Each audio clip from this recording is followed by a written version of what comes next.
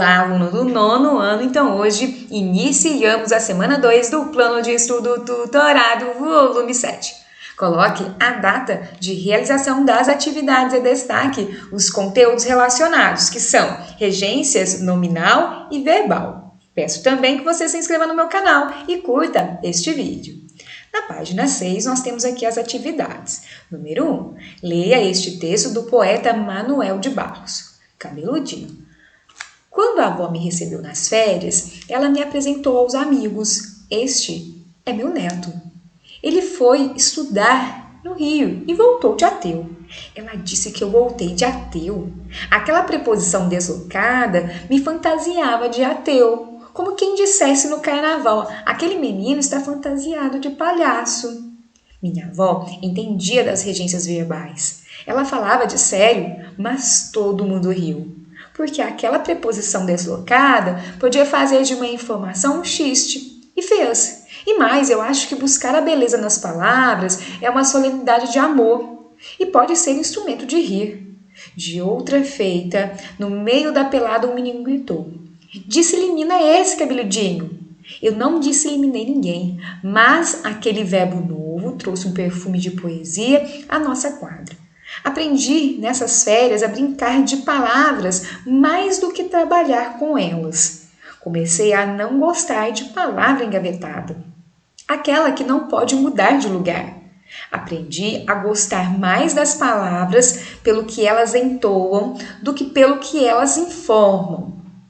Por depois, ouvi um vaqueiro a cantar com saudade. Ai, morena, não me escreve, que eu não sei a ler. Aquele a preposto ao verbo ler, ao meu ouvir, ampliava a solidão do vaqueiro. Após essa leitura, nós temos aqui a atividade 2. Responda as questões a seguir. Letra A. O narrador recorda um fato engraçado de sua infância. A avó dizer aos amigos que ele tinha voltado de ateu do Rio de Janeiro. O que se esperava que a avó dissesse na ocasião? Então, aqui eu fiz a marcação de algumas partes e dessa forma nós vamos entender algumas questões aí importantes. Quando ela disse, que ele voltou de ateu, é como se ela estivesse falando que ele se fantasiou de ateu, como aqui ela compara, como quem dissesse no carnaval aquele menino está fantasiado de palhaço, então como se estivesse com uma roupa, de ateu. Nesse caso, seria interessante então vermos o significado de ateu.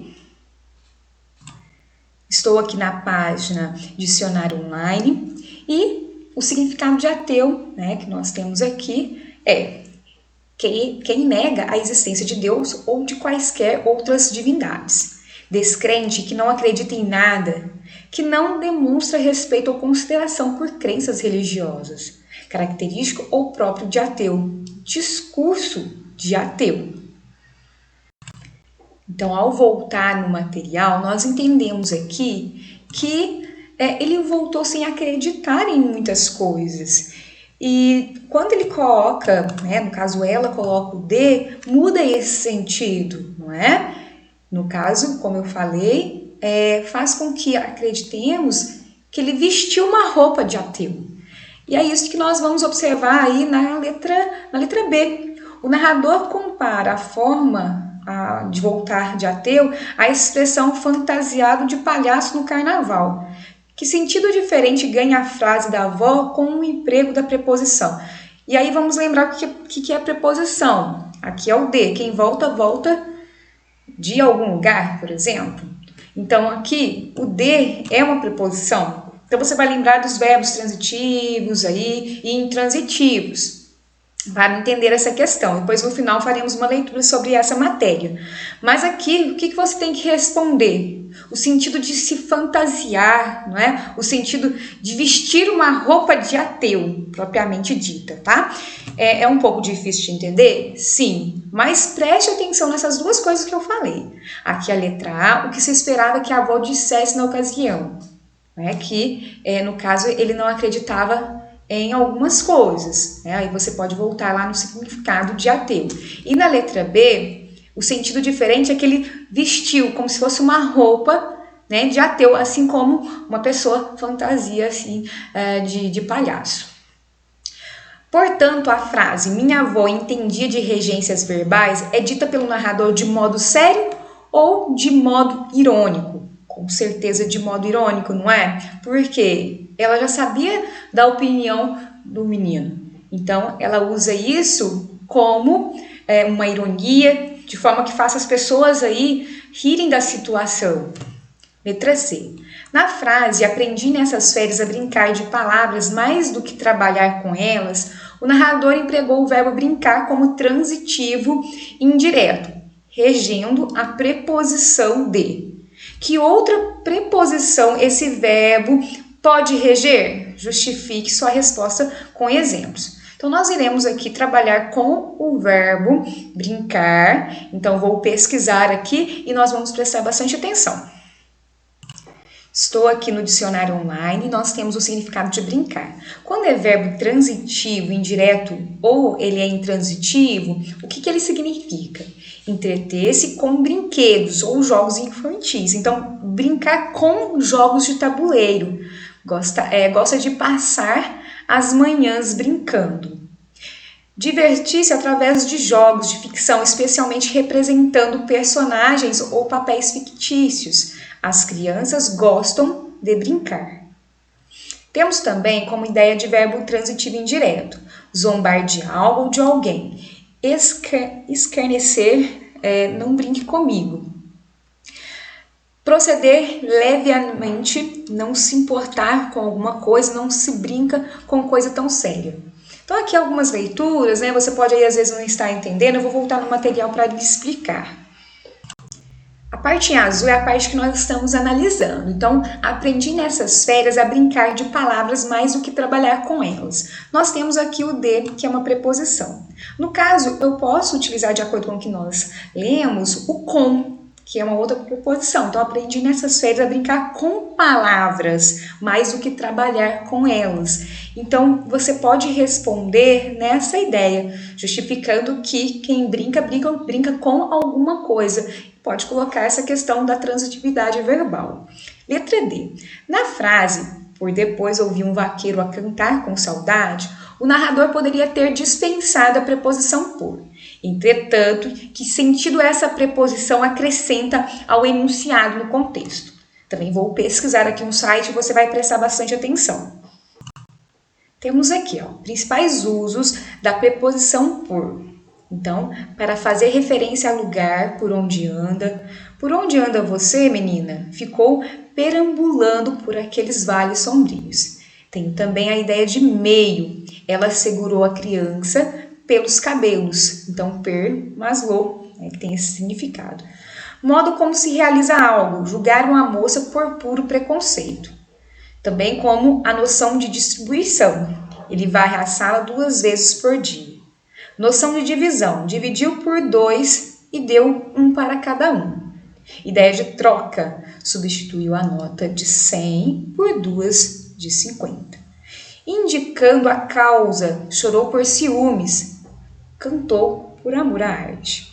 Noção de tempo. Ficou por horas a fio mexendo nas velhas coisas. E aqui nós temos o agente da passiva, temos a questão da disposição de ânimo. Aquilo não foi erro, foi paixão pelo objeto. Então, você vai perceber, a partir dessas ideias, qual a resposta aí da questão. Uma dica é perceber essa ideia aqui, o depois, ok? Letra E. Na frase cantada pelo vaqueiro, "Ai, morena, não me escreve, que eu não sei a ler", por que o narrador estranha o emprego da preposição a? Levante hipótese. Porque na visão do narrador, a preposição a aumenta a solidão do vaqueiro? Nós vamos aqui pesquisar a regência para então entender a questão. Estou no site Estratégia e temos aqui em amarelo. A regência do verbo saber tem uma particularidade, pois rege muito comumente o de. quer dizer, utiliza-se muito de, a preposição de. Mas quando rege a preposição a, quer dizer, quando se utiliza a preposição a como utilizou na frase, tem o sentido de ter o sabor de, como em este prato sabe a alho, que significa tem sabor de alho. Então vamos agora voltar no material e entender essa questão? Então temos aqui, ai Morena, não me escreve, que eu não tenho o sabor aí pela leitura. Então preste atenção nessa questão, né? Você pode explicar a partir das ideias que eu lhe apresentei, né? Essa questão da solidão do vaqueiro, tente entender essa ideia, né? A questão, ele não tem o sabor pela leitura. Então, ela com certeza o deixa sozinho, não é? A Morena, ela não o escreve. Então, essas ideias. Número 3. Após ler as informações a respeito da sintaxe de regência, enumere em seu caderno pelo menos 3 situações do cotidiano em que essas regras são desobedecidas. Eu vou lhe apresentar algumas questões, assim, umas ideias que vai lhe ajudar. Então, temos aqui a regência verbal, o errado e o certo. Então, por exemplo, nós muitas vezes falamos assim, né? Eu vou assistir o filme. Nós utilizamos o ou, mas não, quem assiste alguma coisa. Ao filme. Então, chegar no ou ir no. No caso, quem chega ao. E não no, né? Então, essas ideias. Estar de greve e estar em greve. Né? Nós utilizamos errado. O professor está de greve ou o governo fez com que eles estivessem de greve. No caso, em greve é o correto. Uma outra forma que utiliza aí de forma errada, Maria namora com Fernando, né? Falamos dessa forma, mas não, quem namora alguém, não precisa colocar o com. Repetir de ano, né? Falamos assim, né? O fulano repetiu de ano, repetiu o ano. Preferir este mais do que o outro, preferir este a outro, né? Que é o correto. Desobedeceu o pai, desobedeceu ao pai. Estava ao ponto de desistir, estava a ponto de desistir. Então, são aí dicas muito boas. Voltando aqui no material, regência verbal é a relação de dependência entre os verbos e os termos que se seguem a eles e complementam, ou no caso, completam o seu sentido. Nesse aspecto, os verbos são os termos regentes, enquanto os objetos direto e indireto e adjuntos adverbiais são termos regidos. A seguir, apresentamos alguns exemplos de verbos e suas respectivas regências. Você vai observar que, conforme o seu significado, alguns verbos podem ter mais do que uma forma de regência. Então, é uma matéria mais complexa que você pode aí pesquisar e assistir outros vídeos. Aqui nós vamos fazer a leitura de uma forma mais rápida para o vídeo não ficar longo. Então, aspirar. Então, quando se tem o significado de respirar, seria então um verbo transitivo direto. Então, os atletas aspiravam com prazer o ar das montanhas. No caso, quando é verbo transitivo direto, não precisa de preposição, digamos assim. E aí, então, nós temos aqui os atletas, eles respiravam, por exemplo, né? Então, não precisa ter aquela pergunta, quem respira, respira de alguma forma. Não precisa. No caso, com prazer é o modo. Então, é aquela ideia do adjunto adverbial. Verbo transitivo indireto, pretender, quer dizer, desejar. No caso, o verbo transitivo indireto pede preposição. Vamos observar? O vereador recém-eleito aspirava a um alto cargo, quer dizer, ele desejava. Quem deseja alguma coisa. Deseja o quê? Temos aí o assistir, verbo transitivo indireto, estar presente, presenciar. Ontem assisti a um filme iraniano. Então, quem assiste alguma coisa, né? Então, a gente tem essa pergunta. Depois nós temos verbo transitivo direto ou verbo transitivo indireto, acompanhar, prestar assistência. O médico assiste o doente ou ao doente. E verbo intransitivo, que no caso não precisa de complemento. Então, morar, residir, rege adjunto adverbial com preposição em. Então, minha comadre assiste, quer dizer, ela reside, no caso, onde? Em Santos. O verbo chamar, verbo transitivo direto, como convocar, fazer vir. Então, chamem a polícia. Então, quem chama, chama alguém. A quem? A polícia. Então, nós não temos a preposição. Verbo transitivo indireto, invocar, exige a preposição por. O pai chamava desesperadamente pela filha. Verbo transitivo direto ou verbo transitivo indireto com o significado de cognominar, qualificar, denominar mais predicativo do objeto. Chamava-o irresponsável, chamava-o de irresponsável. Chegar e ir, verbo intransitivo, exige a preposição a quando indica um lugar. Cheguei ao cinema 20 minutos atrasados, vou ao cinema 2 vezes por semana. Esquecer e lembrar, como verbo transitivo direto quando não pronominais. Que chateação, esqueci o nome dele. E verbo transitivo indireto, quando pronominais exigem a preposição de. Esqueci-me do livro. No caso aqui, as questões pronominais, nós temos o me aqui. Vamos estudar em outro momento. Verbo transitivo indireto, cair no esquecimento, vir a lembrança. Esqueceram-me as chaves em casa. O verbo informar, verbo transitivo direto, dar notícias, esclarecer. Os jornais informaram o público consumidor. E verbo transitivo direto e indireto, no mesmo sentido. A secretária informou a nota ao aluno. Morar e residir, um verbo intransitivo, exigem adjuntos adverbiais com preposição em. Então, moro em São Paulo, resido em Jundiaí. E obedecer, verbo transitivo indireto, exigem, quer dizer, a preposição, o bom motorista. Então, aqui, nós temos regras, são cansativas, mas vale a pena estudar, principalmente pela questão da escrita.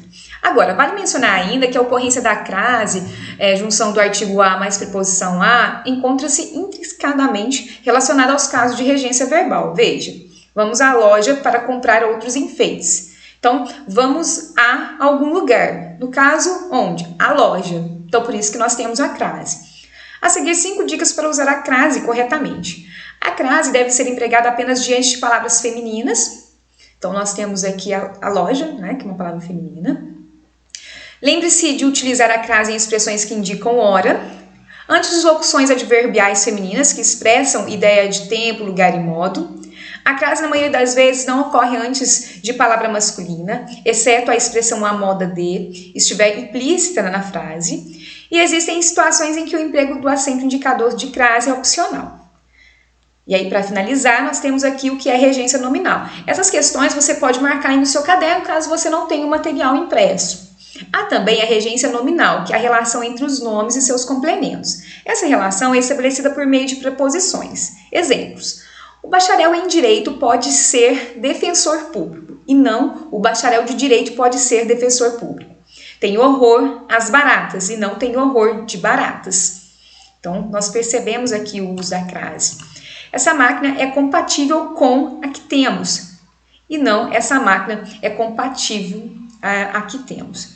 Então, dessa forma, nós finalizamos aí a semana 2. Espero que eu tenha lhe ajudado um pouco, tá? Tenha uma boa semana e um grande abraço.